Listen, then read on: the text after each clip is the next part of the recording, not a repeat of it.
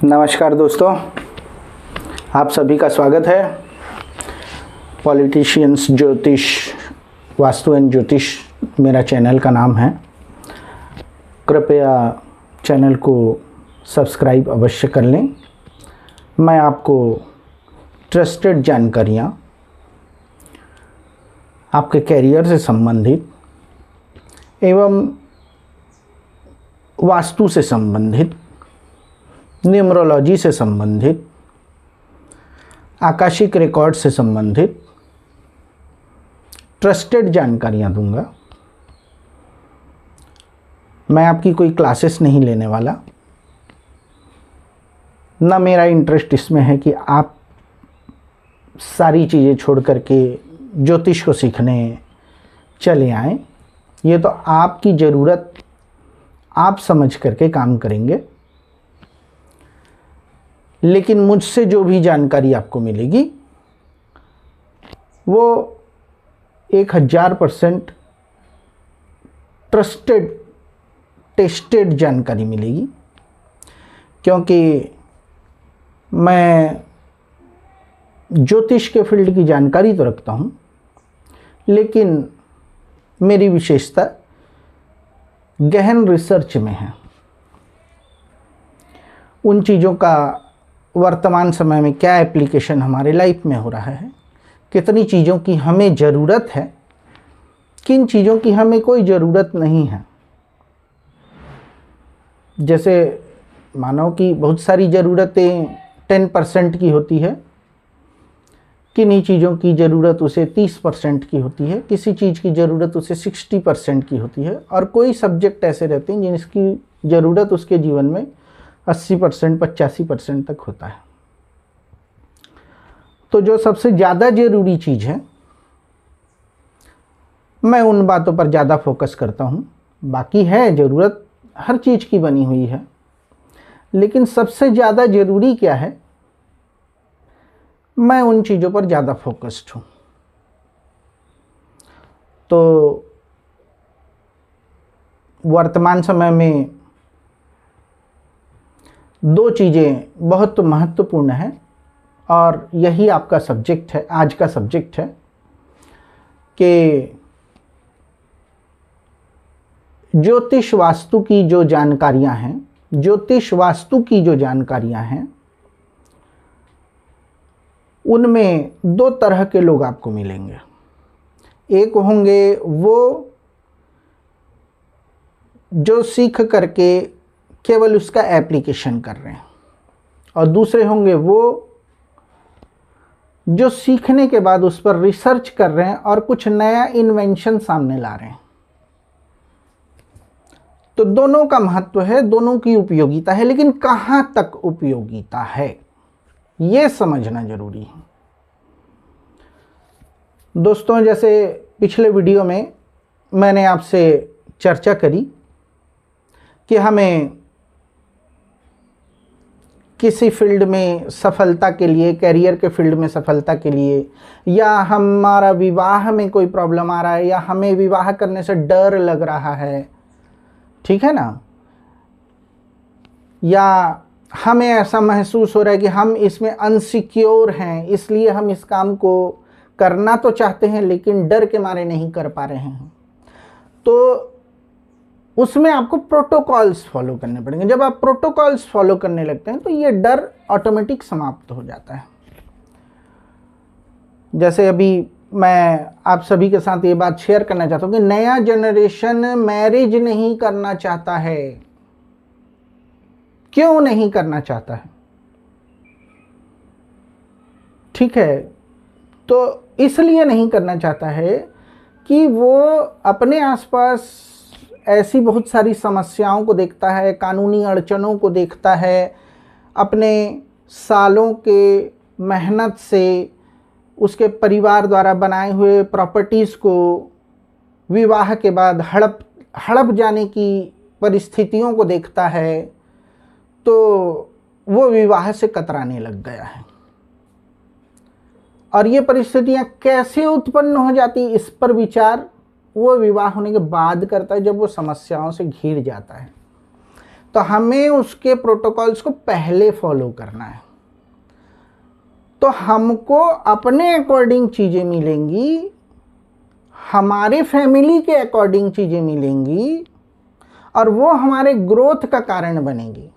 और अगर हम प्रोटोकॉल को फॉलो किए बिना केवल सनक में जाकर के कोई काम कर लेते हैं, जाकर के विवाह कर लेते हैं, तो बाद में वो जो चूंकि प्रोटोकॉल्स फॉलो नहीं हुए हैं, ठीक है, आपके व्यक्तिगत प्रोटोकॉल्स वहां फॉलो नहीं किए गए हैं, इसलिए वो समस्याएं बननी तय है, वो होना तय है। तो इसलिए हमें प्रोटोकॉल्स को फॉलो करना है किसी भी कार्य को करने के पहले। अब जैसे कल के वीडियो में, परसों के वीडियो में जो भी है, मैंने आपको बताया कि हमें प्रश्न कैसे करना चाहिए, ज्योतिष के पास जाकर के हमें अपनी समस्याओं के संबंधित प्रश्न कैसे करना चाहिए, ताकि हम सही और सटीक उत्तर ले सकें। अब ज्योतिष के पास गए हैं, अब आपको एक सीढ़ी आपने चढ़ चुके हैं, अब दूसरी सीढ़ी आपको चढ़ना है। उन्होंने आपको बता दिया कि आप इस फील्ड में काम करें, लेकिन जब आप उस फील्ड में जाएंगे तो हो सकता है कि 60% लोगों का, 50% लोगों का कोई समस्या ना हो और वो उस लाइन में बिना किसी समस्या के आगे बढ़ते चले जाएं। लेकिन ये भी हो सकता है कि 40% लोगों का, 60% लोगों का प्लैनेटरी कॉम्बिनेशन कुछ जटिल हो, उनके प्रोटोकॉल्स कुछ जटिल हों, तो आपको उसको रिकॉन्साइल करना पड़ेगा। ठीक है, अगर आप किसी बहुत अच्छे विद्वान ज्योतिष के पास चले गए हैं तो वो डे 1 में बहुत सारी परिस्थितियों को जज कर लेता है, लेकिन क्या हमें हमेशा ही बहुत कुछ अच्छे जानकार लोग मिल जाएंगे? इसकी पॉसिबिलिटी तो मतलब 50-50 भी नहीं, मैं बोलूँगा 80-20 है। बहुत सारे लोग रिसर्च नहीं करते हैं, केवल उन्होंने पढ़ाई करी है और वो अपना रोजी रोजगार चला रहे हैं, बस इतनी सी बात है। वो रिसर्चर नहीं है, उनकी रोजी रोटी का साधन है वो, लेकिन उन्होंने आपको जानकारी दे दी। अब उसमें भी समस्याएं आती हैं। मान लीजिए आपको एक फील्ड बता दिया गया है, अब उसमें कॉम्प्लिकेशंस आने लगते हैं, तो वो कॉम्प्लिकेशंस को रिकॉन्सिलेशन जब करेंगे, पुनः से आप उस पर विचार करेंगे, तो देखते हैं कि कुछ प्रोटोकॉल्स एडिशनल होते हैं जो उसी में छुपे हुए होते हैं, लेकिन सामान्य आदमी को दिखते नहीं हैं, सामान्य ज्योतिष को दिखते नहीं हैं। ये रिसर्चर्स ने, जिन्होंने ठोकर खाई होगी, जिन्होंने ऐसी ही परिस्थितियों को डील किया होगा, उन्हें ये चीज़ों की जानकारी हो जाती है कि अच्छा, इनको एडिशनल ये प्रोटोकॉल्स फॉलो करने पड़ेंगे, ये इसमें हिडन है, छुपा हुआ है। ठीक है, तो ज्योतिष की 2 कैटेगरीज हैं, एक जो अपना रोजी रोटी चला रहा है, एक जो अपना रोजी रोटी चला रहा है, उसको रिसर्च से कोई मतलब नहीं, अनुभव से कोई मतलब नहीं, उसकी दुकान में हर माल मिलेगा, वो मॉल की तरह है। आप शादी के लिए जाएंगे तो भी प्रॉब्लम्स को सॉल्व कर देगा, उसके उपाय बता देगा, आप कैरियर के लिए जाएंगे तो भी कर देगा। अब कुछ होते रिसर्चर, वो पर्टिकुलर 1 या 2 सब्जेक्ट में काम कर रहे होंगे, ठीक है, क्योंकि उसे पता है मैं सारी चीज़ों का अनुभव मुझे नहीं है, मुझे रिसर्च करना है, तो मेरे पास ये 1 या 2 फील्ड हैं जिस पर मैं रिसर्च कर रहा हूँ। तो अब आप हर किसी को ऐसा पूछ करके और फिर उनके पास जा कर के नहीं कर सकते। तो 2 तरह के कैटेगरी के आपको गणितज्ञ, ज्योतिषाचार्य मिलेंगे। एक जो सेलेक्टेड सब्जेक्ट्स पे केवल काम करते हैं, वो रिसर्चर हैं, वो पर्टिकुलर उस चीज़ों, उन फील्ड की बारीकियों को जानता है। और दूसरे वो होते हैं जिनके दुकान में हर माल मिलता है, ठीक है, दोनों उपयोगी हैं, दोनों का कब कैसे उपयोग करना है ये हमें समझना है। ये उनकी समस्या नहीं है, समस्या हमारे जीवन की है। हमारे जीवन में रोड़े आ गए हैं। तो अब कहना यह है कि जब इससे प्रॉब्लम आने लगे तो रिसर्चर पर्टिकुलर उस फील्ड का आपको मदद कर सकता है। तो हमें घबराना नहीं है, फील्ड को सेलेक्ट करना है। अच्छा, जैसे कैरियर के फील्ड में ही मैं कहूँगा, कैरियर के फील्ड में ही कैरियर सिलेक्शन की 2 से 3 विधियां हैं। अब चूंकि मैं कैरियर फील्ड में काम करता हूँ और उस पर मेरी रिसर्च है, मेरी अपनी रिसर्च है, बहुत सारे लोगों की अपनी रिसर्च है। तो अब जैसे कैरियर सिलेक्शन की ही 2 से 3 मेथड हैं। हो सकता है कि आपको एक मेथड का पता लगा, आपने काम किया, उसमें अनसक्सेस हो रहे, उसमें नुकसान हो रहा है, काम तो आप करने चले गए, हो सकता है नुकसान हो रहा है, तो ऑब्जर्वेशन चाहिए। अब हर इंसान ऑब्जर्वेशन नहीं कर सकता। आप बिजनेस कर सकते हो, आप काम कर सकते हो, लेकिन ऑब्जर्वेशन हमेशा संभव नहीं है। तो हमें एक असिस्टेंट की जरूरत होती है जो ऑब्जर्व करे, उसको एनालाइज करे, उसको आपसे प्रश्न पूछ करके आपके अंदर से चीजों को निकाले। तो आपने जाकर के किसी से सलाह ले लिया, ये बहुत अच्छी बात है, लेकिन अगर आपको कहीं आपको कोई ऐसा रिसर्चर मिलता है जो आपको असिस्ट करता है, एक पर्टिकुलर समय तक आपको ऑब्जर्व करता है कि हाँ भाई क्या हुआ, आपके केस को डील करता है, भाई महीने भर आपको समय, जैसे मैं करता हूँ, महीने भर मैं क्लाइंट को समय देता हूँ, उससे मैं अपनी 2-3 सैलरीज चार्ज कर लेता हूँ, उसके बाद में उसको ऑब्जर्व करता हूँ। ठीक है ना, मैंने उसको बताया क्या उसके ऊपर ये फ्रूटफुल हुआ, क्या उस पर ये लागू हुआ, तो ये मेरा स्टाइल है। तो कहना ये है कि आपने अपने फील्ड को सेलेक्ट करना है, काम करना है, अपने लाइफ के प्रोटोकॉल्स को फॉलो करना है और उन चीज़ों को हासिल कर लेना है। वैसे ही मैरिज के बारे में डिस्टरबेंस आ रहा है, आ किस लिए रहा है मैंने पहले बताया। अगर आपने प्रोटोकॉल फॉलो किया हुआ है तो ये प्रॉब्लम्स नहीं आएगी।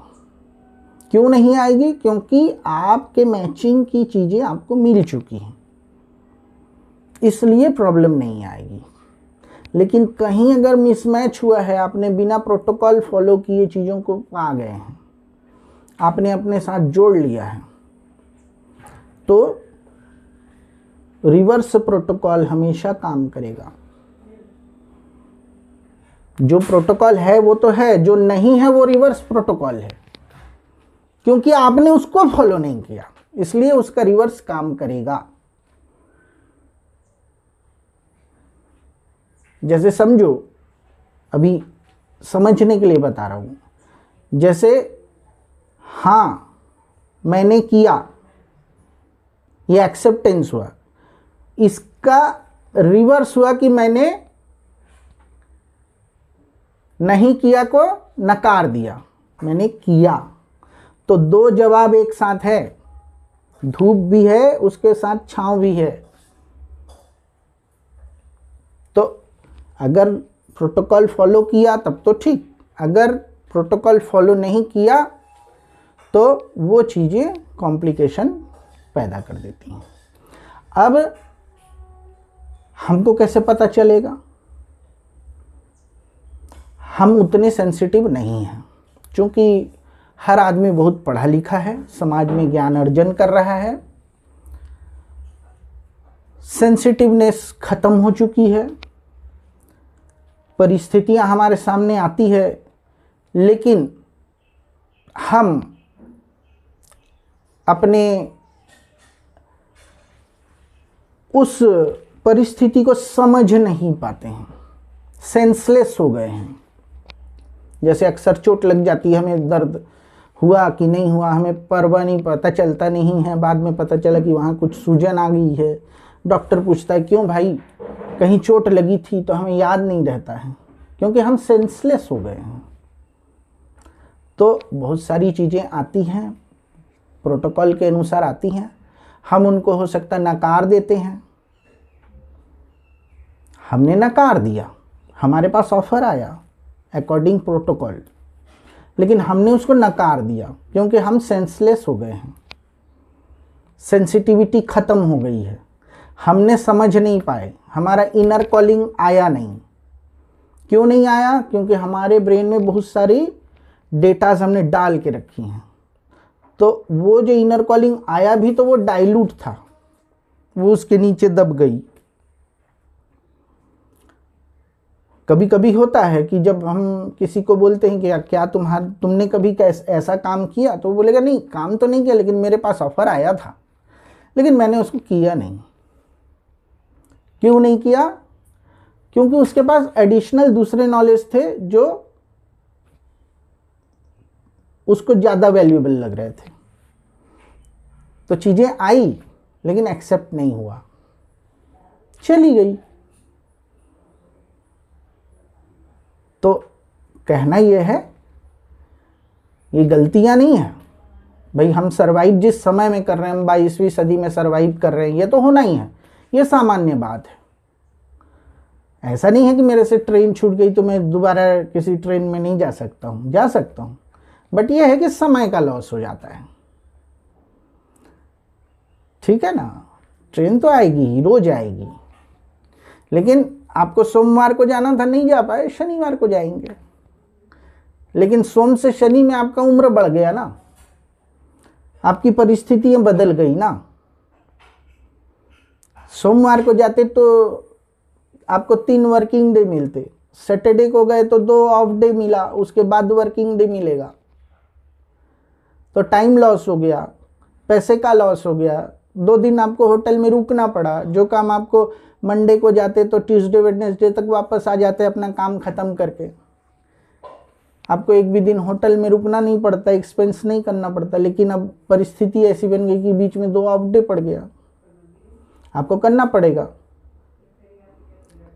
तो कहना यह है, घबराइए नहीं। सामान्य ज्योतिष और रिसर्चर में अंतर है। रिसर्चर 1 या 2 सब्जेक्ट पे काम करता है और उसकी दुकान में सारी चीज़ें नहीं मिलेगी, सेलेक्टेड चीज़ें बेचेगा होलसेलर की तरह, और कुछ होगा किराने दुकान की तरह, ग्रोसरी स्टोर, उसके पास सारे ब्रांड की चीज़ें मिल जाएंगी। ठीक है ना, तो हमको समझना पड़ेगा और उपयोगिता ढूंढनी पड़ेगी। कोई हमको आके नहीं देगा, कोई हमारी ज़रूरत नहीं समझता है। तो दोस्तों, आज का वीडियो इस बात पे था कि सामान्य ज्योतिष और रिसर्चर में क्या अंतर है, हम उनसे किस तरीके से बेनिफिट ले सकते हैं। हमें अपना काम करना है तो हमें खोजना पड़ेगा ऐसा इंसान, कोई आके आपको नहीं बताएगा। आपकी ज़रूरत समझ के आके आपका दरवाज़ा नहीं खटखटाएगा कि साहब आपको मेरी ज़रूरत थी, कोई नहीं बताएगा, आपको खोजना पड़ेगा। उसमें टाइम लॉस भी होगा, इन्वेस्टमेंट भी लगेंगे, धोखे भी हो जाएंगे, और ऐसे ही चलते चलते अच्छी चीज़ें भी मिल जाएगी। कोई सर्टिनिटी तो नहीं है, आपने या हमने लिखवा के तो नहीं लाया कि हमारे साथ गलत नहीं होगा। गलत भी होगा, सही भी होगा। जब सही होगा तो गलत भी एक्सेप्टेड है, गलत हो रहा है मतलब सही भी होगा। तो दोस्तों, आज का वीडियो इस बात पे कंटिन्यूटी दे रहा था कि जब हम किसी फील्ड में प्रोटोकॉल्स को फॉलो करते हैं तो उसको फिर से रिकॉन्साइल की ज़रूरत पड़ती है। रिकॉन्सिलेशन बहुत ज़रूरी है। ऐसा नहीं है कि एक दिन में आपने मेरी वीडियो सुन ली और फिर लग पड़े और फिर बोले कि यार मैं तो यहाँ पे जाके रुक गया। 40-60% लोगों का काम हो जाएगा, उनको ज़्यादा ट्रबल्स नहीं आता है। लेकिन 40-60% लोग ऐसे भी होते हैं जिनको ज़्यादा प्रॉब्लम आता है।